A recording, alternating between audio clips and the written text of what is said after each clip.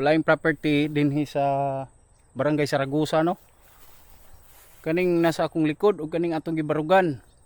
So mo ni ang boundary paingon ni dito sa babaw. So hanay-hay ni di as babaw. Hanay-hay.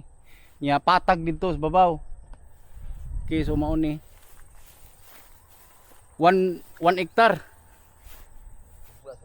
Sobra hektarya tanaw na ko ang papel ani karon. O pabaligya gihapon sa owner. Wala pa ni siya karsada pero kaliwat ra ang maagian. Kung magpakarsada o Barangay Saragusa, lungsod sa Aluginsan. 1 hektar kapin.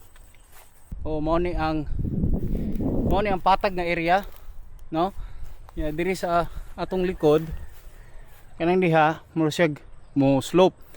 Paingon ngadto sa akong gibarugan ganiha. So niya ta sa babaw mo siya na plato. Apil na diha kanang sa likod na to.